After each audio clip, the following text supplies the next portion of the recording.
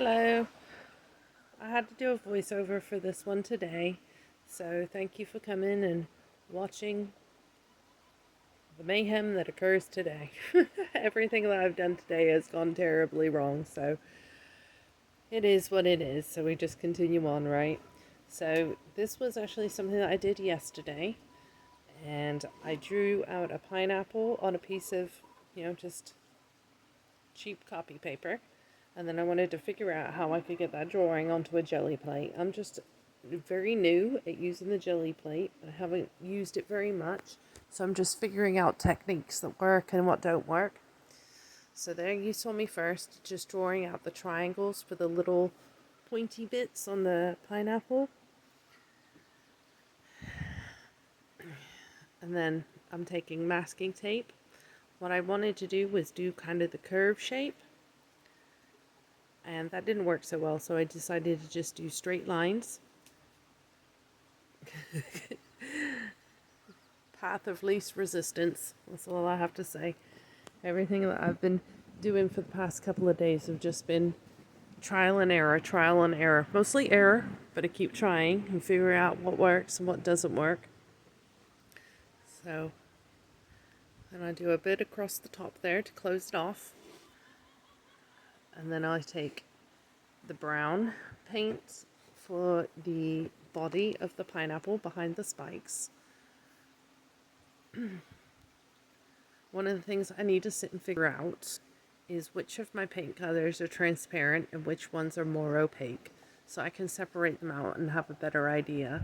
I found that one of the things that I've been doing on the jelly plate is some of my colors are very transparent, and those are generally the colors that I want to use because they're like the yellows and the pinks that I like. I want those bright pops of color, but they seem to be a little more transparent.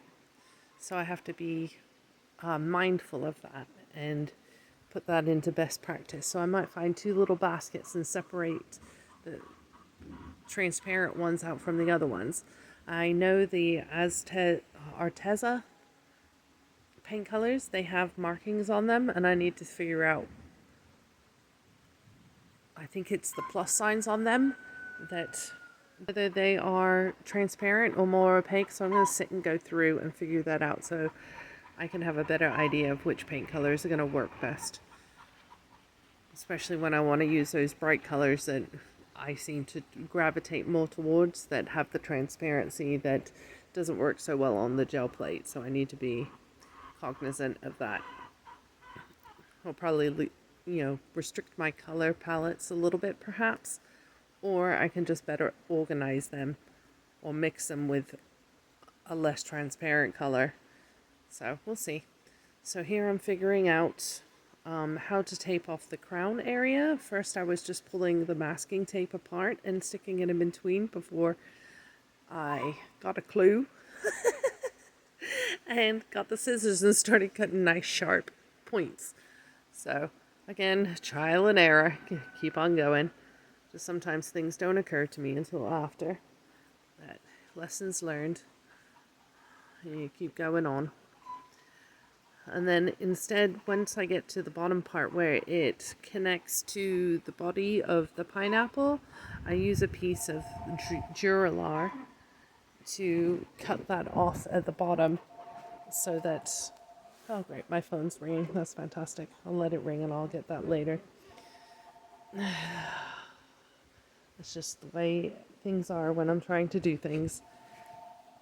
I'm actually sitting out on the porch watching some dark clouds roll in, so it might rain. And I'm just out here looking at the chickens, if you can hear those in the background. Let me know in the comments if you raise animals too. Actually, we live on a farm and we raise our own chickens. So, and we have ducks as well. So there I am, putting in the crown of the pineapple. Rolling that green in. That was one of my transparent colors that didn't pop out so well on the end result, but those are things that I need to be aware of for future uses. I'm pulling up the tape. The shapes all came out well. The tape worked well, that Dura-Lar worked well, the Posca pen worked okay, but not with the brown in the background. So there I was just holding it up to see how it was coming out. Now I'm using a template on the back of a big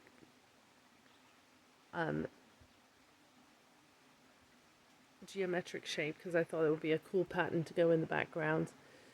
So I will go ahead and let you know that this didn't come out as the best piece, but the reason why I decided to go ahead and share it was because not everything that you do comes out perfect.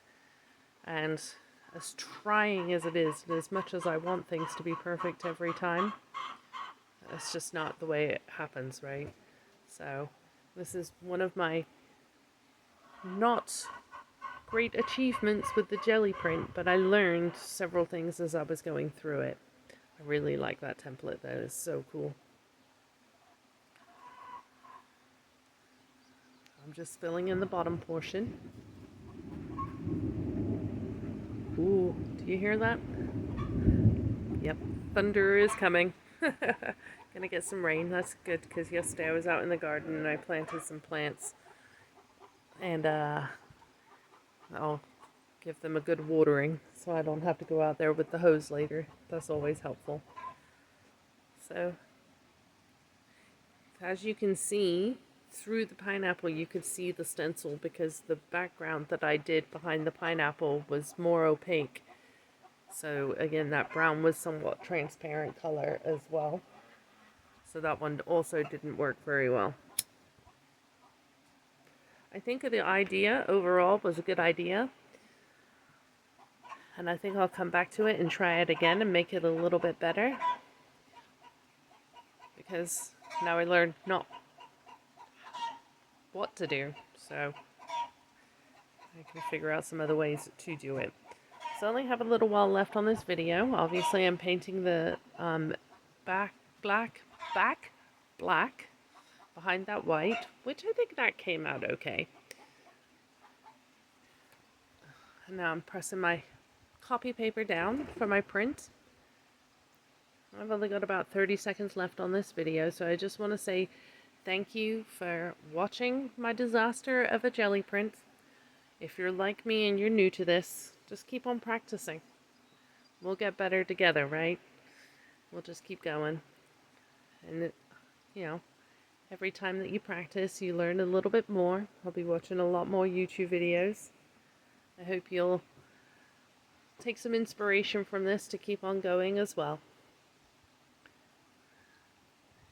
So, y'all have a good day. If you don't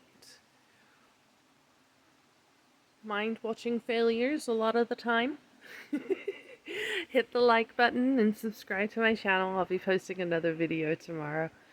Y'all have a great day. Bye.